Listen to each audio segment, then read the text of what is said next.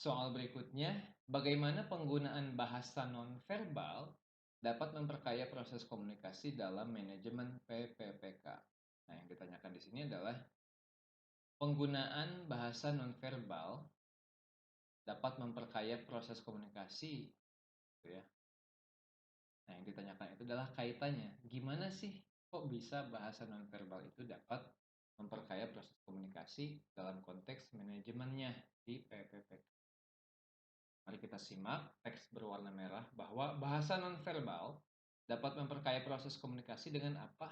Mengekspresikan emosi yang mana di saat emosinya itu diekspresikan, pesannya itu akan lebih kuat dan meningkatkan pemahaman pula di antara anggota.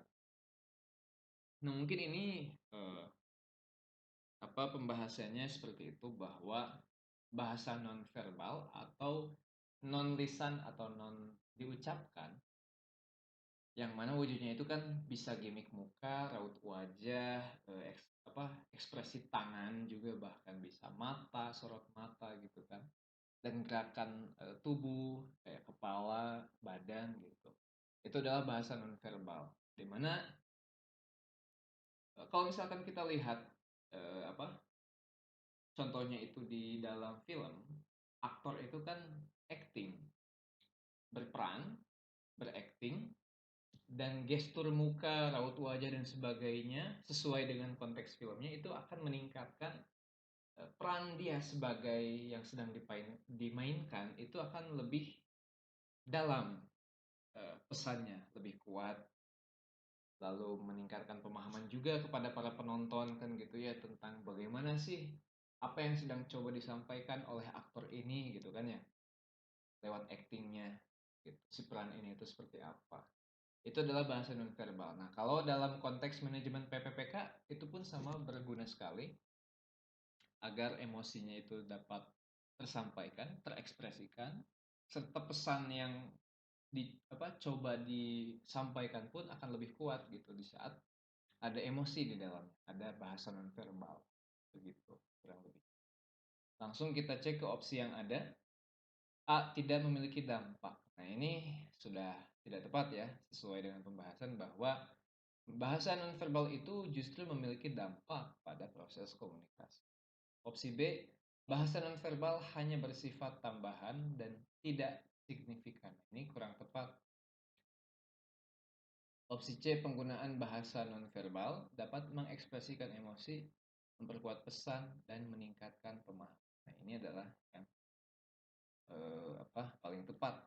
Kenapa bahasa nonverbal bisa meningkatkan pemahaman? Karena itu akan lebih bertahan di saat ada emosi di dalam. Biasanya kita akan terngiang-ngiang gitu ya, memori yang ada emosi di dalamnya. Entah putus misalkan dengan pasangan atau hal-hal yang negatif kan respon kita itu datang emosi. Maka akan tertanam gitu ya di pemahaman kita, di otak kita karena itu sifatnya ada emosi gitu. Kita bisa mengingat hal-hal yang ada emosi di dalamnya gitu kan. Lanjut opsi D, hanya dalam situasi formal bahasa nonverbal diperlukan. Ini tidak tepat. Sebenarnya dalam situasi komunikasi seperti apapun, baik formal ataupun non formal itu diperlukan bahasa nonverbal. Lalu yang terakhir, opsi E, bahasa nonverbal hanya relevan dalam komunikasi lisan. Nah, ini pun tidak tepat ya. Bukan hanya dalam komunikasi lisan saja sebenarnya. Contoh misalkan kalau kita sedang telepon, bahwa bahasa nonverbal di sini itu bisa bisa tetap berfungsi begitu. Atau misalkan di video call gitu kan ya. Ini bukan komunikasi lisan saja kan begitu.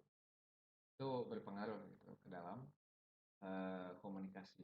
Bahkan dalam berperan atau film pun dunia acting itu kan komunikasi sebenarnya. Ada yang coba disampaikan oleh film tersebut kepada kita berdasarkan acting-acting para aktornya dan aktrisnya. Maka eh, bahasa nonverbal tetap dibutuhkan bukan hanya dalam komunikasi lisan. Jadi kesimpulannya, opsi yang paling tepat untuk menjawab soal ini adalah opsi C. Seperti itu. Lainnya kurang tepat. gitu.